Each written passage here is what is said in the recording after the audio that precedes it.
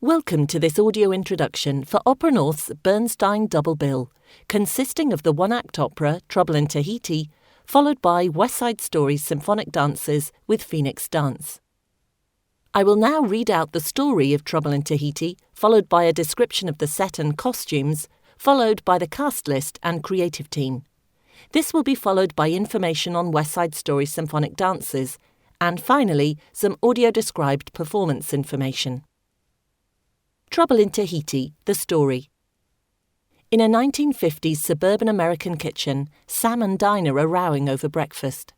Aware of the growing separation between them, they agree to discuss their relationship problems that evening. Sam arrives at the office while Dinah is at her therapist's recalling a dream. It's lunchtime, and Sam and Dinah accidentally run into each other. But rather than eating together, they both make up imaginary commitments with others and go their separate ways. Both parents miss their son's play in favour of their own pursuits. Sam plays a handball tournament with a colleague, and Dinah goes to the movies. After dinner, Sam decides the time has come for their talk, yet neither of them know where to begin.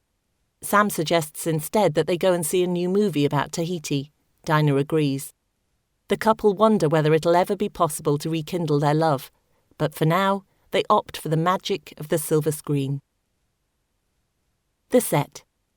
The performance opens in an untidy radio recording studio with bare black walls. To the left is an overhead microphone on a wheeled metal tripod. Suspended above the centre of the stage is an on-air sign, which is illuminated in red when recording is taking place.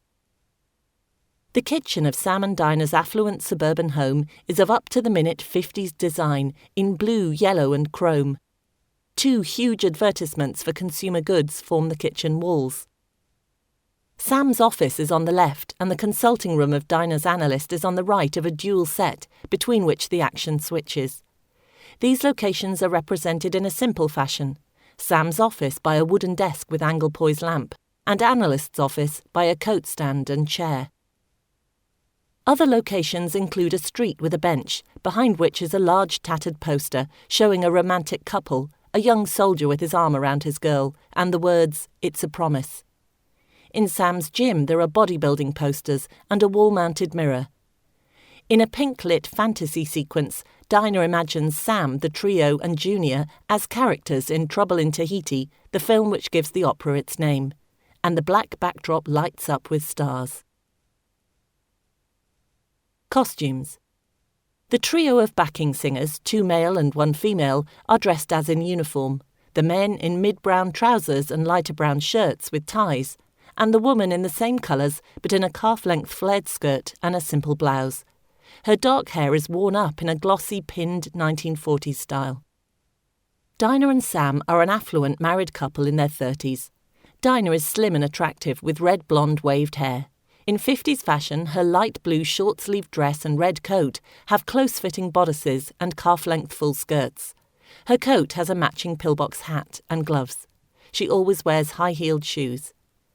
After seeing the film Trouble in Tahiti, Dinah imagines a more glamorous self in a halter-neck sleeveless full-skirted dress in an exotic floral print. Sam is conventionally tall, dark and handsome.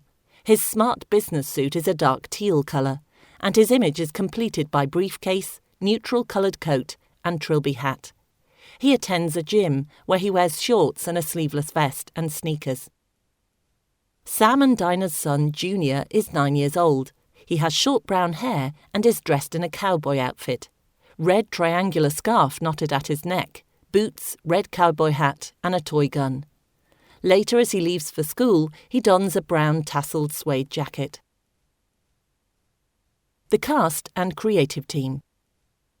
Sam is played by baritone Quirine DeLange, and Dinah by soprano Sandra Peaks-Eddy.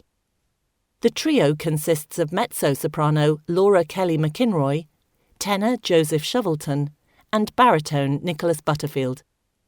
And Junior, which is a non-speaking role, is played by Isaac Sarsfield. The conductor is Anthony Hermes, set designer is Charles Edwards, the costume designer is Hannah Clark, and the director is Matthew Eberhardt.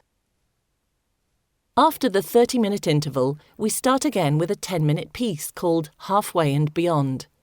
This is a poem written and performed by poet Khadija Ibrahim, accompanied by rhythmic percussion and dancing from the Phoenix Dance Company. It reuses the set from Trouble in Tahiti, now transformed by white cloths covering the two side pieces of the rotating flat, both with doorways, and the reverse being a black wall with bars in front of it. For this piece, the whole section is turned side-on, dividing the stage into two halves, one side lit in blue and the other warm orange.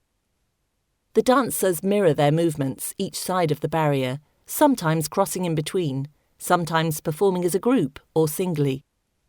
There will be no audio description during this piece, as there is spoken word throughout. West Side Story Symphonic Dances.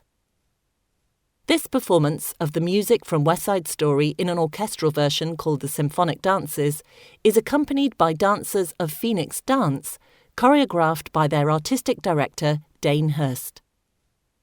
West Side Story, with music by Bernstein, book by Lawrence, lyrics by Stephen Sondheim, and direction and choreography by Jerome Robbins, broke new ground in several ways when it opened on Broadway in 1957. But perhaps above all, in the way that the storytelling was driven by dance. The symphonic dances were first performed in February 1961. The orchestration was prepared principally by Sid Rahman and Erwin Kostel, two immensely skilled orchestrators and arrangers who had, in collaboration with Bernstein, orchestrated the original Broadway score of West Side Story. In 1961, the pair had just emerged from scoring Robert Wise's film of the show, and it was they who suggested potential numbers to Bernstein, who decided on the final running order, an order which significantly does not follow the story of the show. So, for example, the music of Somewhere, which occurs in Act 2, is placed second in the symphonic dances. The intention was to create a coherent symphonic suite freed from the narrative of the show that satisfied in purely musical terms. In this production, the dancers of Phoenix Dance tell the story of a group of young people, sometimes fighting, sometimes having fun and hanging out, but ultimately getting into trouble, and a death is the result. The movements vary between fluid and relaxed, and then urgent and sharp, the energy changing depending on the emotion. There's a sense of disquiet and unease throughout, and an undercurrent of danger. Further information.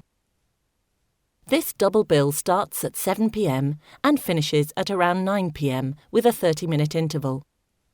Due to restrictions on access to the stage at this time because of COVID-19, we are sorry that we're unable to bring customers onto the stage for a touch tour.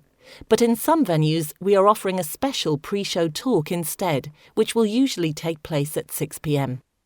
Talk to the box office of your chosen venue to find out. Audio described performances. Leeds Grand Theatre, Friday the 22nd of October at 7 p.m. To book, call 0113 223 3600. Theatre Royal Newcastle, Saturday the 6th of November at 7 p.m. To book, call 0191 232 7010. The Lowry, Salford, Thursday the 11th of November at 7 p.m.